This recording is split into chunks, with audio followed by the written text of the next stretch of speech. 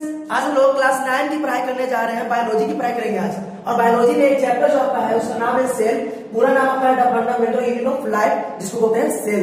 तो आज हम लोग सेल की पढ़ाई शुरू करेंगे, ठीक है। ये जो सेल की पढ़ाई करेंगे लोग बहुत सारे इसको पार्ट बनाएंगे, क्योंकि छोटा छोटा पार्ट में एक टॉपिक को क्या करेंगे, क्लियर करते जाएंगे। एक ही पार्ट में हम पूरा करेंगे तो आपको समझने में शायद दिक्कत हो जाएगा, इसलिए हम क्या करेंगे, छोटा छोटा पार्ट में टॉपिक बाय टॉपिक आपको समझाते जाएंगे, ठीक है। और जब ये समाप्त हो जाएगा तो उसके बाद हम क्या करेंगे, एक ही वीडियो में पूरा सेल के बाद रिवीजन भी करवा देंगे, ठीक है। तो आज हम सेल की पढ़ाई करेंगे और शुरू कर रहे हैं पढ़ाई।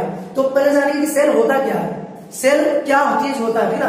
तो सबसे पहला लाइन है जो देखिए क्या लिखा हुआ है कि cell is the basic structure and fundamental unit of life. जो सेल है वो बेसिक है, structure and fundamental unit of life. नहीं समझा है, दूसरा लाइन से समझेंगे फिर इसको बताते हैं, ठीक है।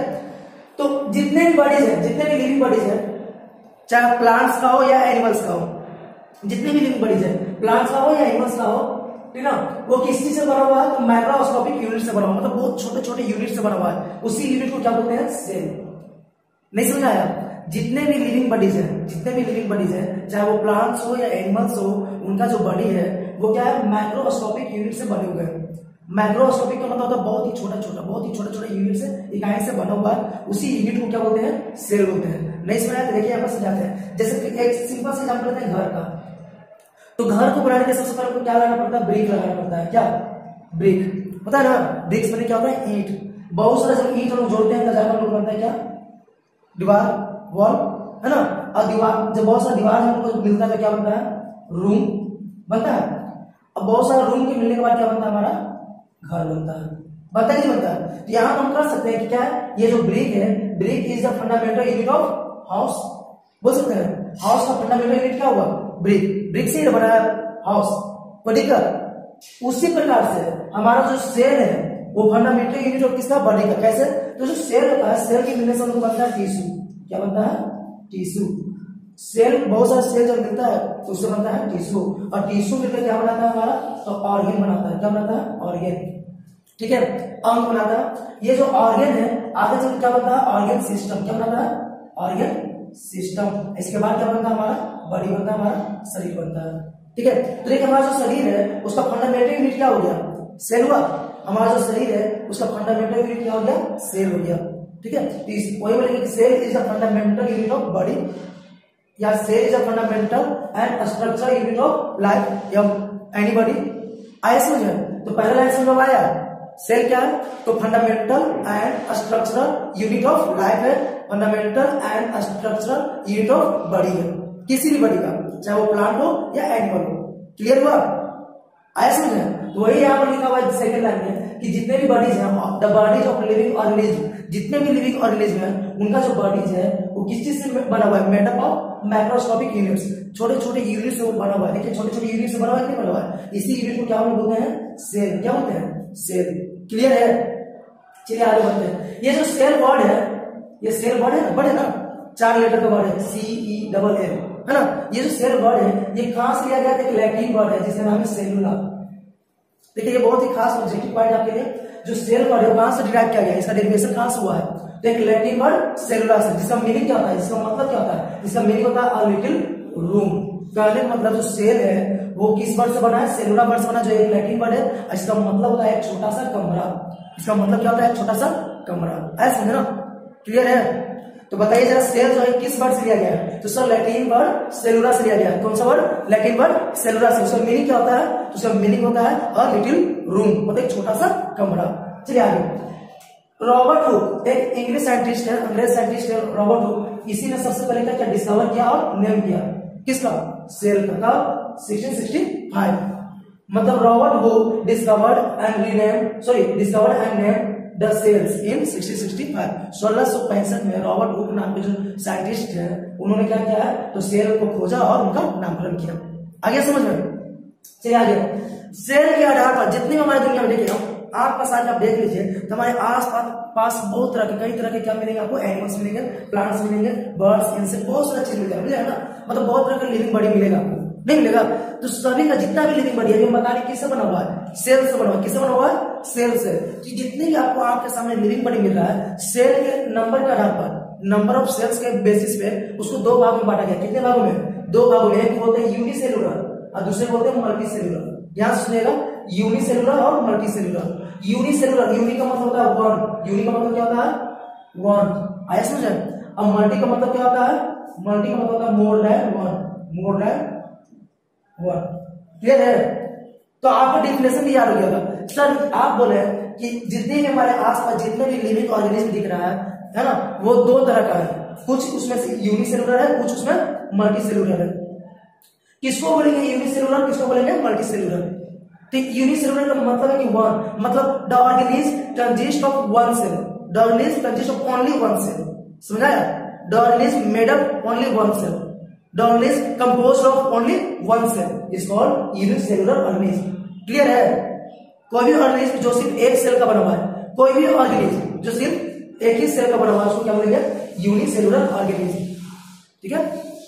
जैसे में protozoa, amoeba, east, protozoa, amoeba, east, ये सब जो है, और भी बहुत सारे जीव हैं जो एक ही सेल का बना हुआ है, तो इसलिए इन लोगों को बोलेंगे यूनिसेलुलर ऑर्गेनिज्म। ठीक है? अब मल्टी सेलुलर, जब आपको ये डिफिनेशन याद होगा, तो ये डिफिनेशन याद करने में कोई बड़ी बात नहीं है। इसमें क्या बोले? तो द ऑर्गेनिज्म मेड अप या composed of one cell, uni का मतलब क्या होता है वन ना, one cell is called unicellular organism. तो इसमें बोलेंगे क्या? The organism composed of a large number of cells, है ना, या मोर देन वन सेल। नहीं है समझ? क्या इसमें डिफरेंस बोलेंगे? The organism composed of more than one cell या a large number of cell is called multicellular organism। Clear है? आगे बढ़े? इसका एग्जांपल क्या होगा सर? तो एग्जांपल में ह्यूमन दे रहा, हम लोग का भी शरीर है ना, हम लोग का जो शरीर है बहुत सारे सेल से बना हुआ, बहुत सारे सेल से। हम लोग का क्या, हम लोग के सामने जितने प्लांट्स, एनिमल्स सब दिख रहे हैं ना, ये सब मल्टीसेलुलर ऑर्गेनिज्म आते हैं। ये सब क्या कहलाते हैं? मल्टीसेलुलर ऑर्गेनिज्म कहलाते हैं। ठीक है? नहीं ना, यहाँ पे एक स्पेलिंग प्रॉब्लम है, यहाँ एल होगा। ठीक है? चलिए, कोई दिक्कत है? समझ आ गया? मल्टीसेलुलर और यूनिसेलुलर पहचान कर लीजिएगा।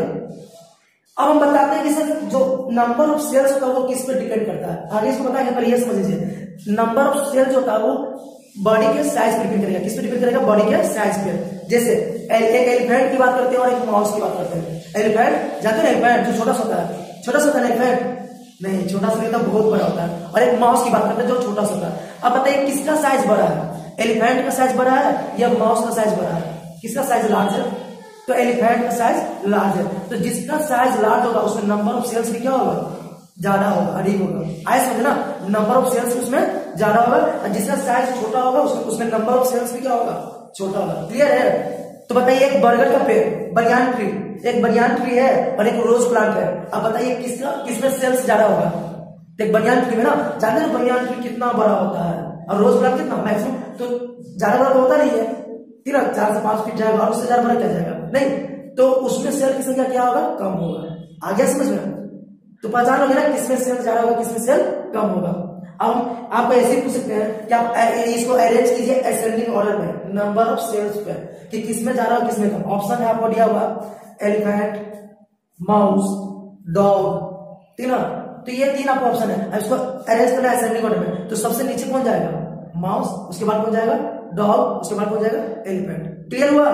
तो समझ में आया ना? जो सेल्स है वो हमारे साइज पे डिपेंड करता है। जितना बड़ा साइज, नंबर ऑफ सेल्स उतना ही अधिक होगा। अब अभी हम आपको पता है यूनिसेलुलर और मल्टीसेलुलर। अब इसमें डिफरेंस आपको बता देते हैं, क्या अंतर है दोनों में, क्या अंतर है वो हम लोग जानेंगे। तो देखिए यूनिसेलुलर और मल्टीसेलुलर में क्या क्या अंतर है। तो जो यूनिसेलुलर होता है, अभी हम पता है कि एक सेल का बना होता है, the composed of one cell, क्या हो गया? And unicellular organism is composed of one cell. कोई दिक्कत? तो इसमें क्या बोलेंगे कि a multicellular organism composed of large number of cells, है ना? इसमें बहुत सारे सेल्स होता है, इसमें मात्र एक ही सेल होता है, only one cell. Clear? Second point करा कि इसमें जितने भी एक्टिविटीज है, ऑल एक्टिविटीज, जितने भी एक्टिविटीज है, all activities are perform by a single cell. एक ही सेल है जी, तो जो भी ये एक्टिविटीज करेगा, कौन सा एक्टिविटीज को करेगा? वही सिंगल सेल ना, और तो कोई है नहीं। घर में मान लीजिए आपके इकलौता बेटा हो, घर में आप इकलौता बेटा हो, तो आपको जो भी काम करना है तो आप ही को करना पड़ता है कि नहीं करना पड़ता है? लेकिन घर में आप मान लीजिए कि 4 बेटा है, तो चारों बेटा को काम बांटा हुआ नहीं रहता है। नहीं, कोई बेटा जो होता है घर के बाहर का काम कर देता है, कोई घर का काम कर देता है, कोई खेत में कर देता है, कोई मार्केट का काम कर देता है, कर देता है कि नहीं कर देता है? बांटा हुआ नहीं रहता है, सब मिलकर काम करते हैं, करते हैं कि नहीं करते हैं? तो वही बात है, यहाँ पर सिर्फ एक ही सेल का बना हुआ है ना, यूनिसेलुलर। इसमें ऑल एक्टिविटीज कौन परफॉर्म करेगा? तो सिंगल सेल। जितने भी एक्टिविटीज है उसको परफॉर्म कौन करेगा? Single cell. क्लियर है? इसमें क्या है, इसमें तो बहुत सारा सेल है ना, तो इसमें क्या करता है, एक सिंगल सेल एक ही एक्टिविटीज करता है, कभी एक से ज्यादा भी कर सकता है, नहीं कर सकता। जैसे हम हाथ से क्या करते हैं, मुंह में भोजन डालने का काम करते हैं, किसी को मारने का भी काम करते हैं, किसी को पकड़ने का भी काम करते हैं, करते हैं कि नहीं करते हैं? लेकिन सब काम बांटा हुआ है। पैर से किसी को पकड़ लेंगे क्या? पैर से पकड़ने का काम करते हैं ना, तो उसका काम बांटा हुआ है कि नहीं बांटा हुआ है? बांटा हुआ है जी। तो वही लिखा हुआ है यहाँ पर, इसमें जो सिंगल सेल होता है वो क्या परफॉर्म करता है? वर्क करता है या कुछ वर्क कर सकता है, कुछ एक्टिविटीज कर सकता है, ऐसे में ना। लेकिन इससे जितना भी एक्टिविटीज है वो सिर्फ सिंगल सेल ही करता है। ऐसे जो सिंगल सेल है वो एक ही काम करेगा या कुछ काम कर सकता है, लेकिन सब काम नहीं करेगा। ऐसे में ना सबका बंटवारा किया हुआ है लेबर का। यही यहाँ पर लिखा हुआ है अगला point, there is no division of labour. जब घर में आप एक ही बेटा हो तो आपको काम का बंटवारा किया रहेगा? नहीं, सब काम किसको करना होगा? आप ही को करना होगा। घर में आप एक ही आदमी हो तो घर में जितना भी काम होगा सब किसको करना होगा? आप ही को। अगर घर में से बहुत सारा आदमी है, 3 और 5 आदमी 10 आदमी बहुत सारा आदमी है, तो घर में जितने भी वर्क है बांट दिया जाता है, नहीं बांट दिया जाता है? अरे भाई तुम ये काम कर देना, ये भाई तुम ये काम कर देना, तुम ये काम कर देना, बांटा हुआ रहता है ना। तो यही यहाँ पर लिखा हुआ है कि यहाँ पर क्या होता है, डिवीजन ऑफ लेबर होता है, काम का बंटवारा होता है, ठीक है ना। इसमें काम का बंटवारा क्यों होता है? क्योंकि as the single cell performs all activities, क्योंकि सिंगल सेल ही इसका क्या करता है, टोटल एक्टिविटीज करता है। ऐसा समझना। इसमें क्यों होता है? तो क्योंकि as cells are specialised, cell होता है वो स्पेशल होता है स्पेशल फंक्शन के लिए, मतलब लोग स्पेशल सेल स्पेशल फंक्शन करता है, डिफरेंट सेल डिफरेंट फंक्शन करता है। ऐसा समझना। वही लिखा हुआ है, cells are specialised to perform different function. Cells जो है वो स्पेशलाइज्ड होते हैं डिफरेंट फंक्शन करने के लिए। क्लियर हुआ? आया समझ में कि नहीं आया? नेक्स्ट है, इसमें जो रिप्रोडक्शन होगा वो भी कौन करेगा? सिंगल सेल ही करेगा। बार बार देखिए बात बोल रहे हैं कि रिप्रोडक्शन क्या, जितना भी सब प्रोसेस होगा, जितना भी एक्टिविटीज होगा वो कौन करेगा? सिंगल सेल ना। क्यों जी? सर इसमें सिंगल सेल है तो वही करेगा, और कौन करेगा? और इसमें कुछ ही सेल होते हैं वो रिप्रोडक्शन में पार्ट लेते हैं, टेक पार्ट मतलब भाग लेते हैं, है ना। Only some cells of the body take part in reproduction. Reproduction में सब कुछ ही सेल भाग लेते हैं, सभी सेल भाग नहीं लेते। क्या हमारा हार्ट से कोई भाग रिप्रोडक्शन भाग लेगा? नहीं लेगा। कुछ ही सेल जो है वो क्या करेगा? रिप्रोडक्शन में भाग लेगा। ऐसा और भी बहुत सारा डिफरेंस है, तो उम्मीद है आपको इतना डिफरेंस समझ में आ गया होगा। क्लियर है? तो ये आज आप पहला टॉपिक था इसका सेल का, जिसमें हम लोग क्या क्या सीखे। तो सेल के बारे में जाने कि सेल होता क्या है, नहीं इसके बाद जाने कि सेल का आविष्कार, सेल को खोज कौन किया? आविष्कार नहीं, खोज। सेल का कौन खोजा, उसका नाम क्या रखा, कौन नाम रखा, कब किया ये काम, नहीं। इसके बाद हम जो आसपास के अपने जीवों को देखते हैं उसको दो श्रेणी में, दो ग्रुप में डिवाइड करते हैं। एक बोलते हैं यूनिसेलुलर, दूसरे बोलते हैं मल्टीसेलुलर। नहीं, अब यूनिसेलुलर का मतलब क्या होता है, इसमें कौन कौन से जीव आते हैं। मल्टीसेलुलर का मतलब क्या होता है, इसमें कौन कौन से ऑर्गेनिज्म आ जाते हैं, ये हम लोग जाने। अब दोनों में क्या क्या डिफरेंस होता है ये भी हम लोग समझेंगे। समझिए ना। अब आपको करना क्या है कि अगर आपको नोट्स चाहिए तो मेरे हर एक वीडियो में आपको नोट्स मिल जाएगा। अगर आप मेरा हर एक वीडियो देखते हो तो आपको नोट्स बनकर कंप्लीट हो जाएगा। तो क्या करना, आप उसको स्क्रीनशॉट ले लेना, पहले ही ले लीजिएगा तो करना कर चुके हैं ना। मेरे वीडियो के शुरू में ही आप क्या कीजिएगा, स्क्रीनशॉट ले लीजिएगा, और स्क्रीनशॉट लेने के बाद उसको क्या कीजिएगा, कॉपी में लिख लीजिएगा। तो मिलते हैं हम अगले वीडियो में इसी का अगला पार्ट लेकर, ठीक है, जिसमें हम लोग पढ़ेंगे सेल थ्योरी, सेल का क्या क्या पार्ट है और बहुत सारी चीज आती है। तो अगले वीडियो में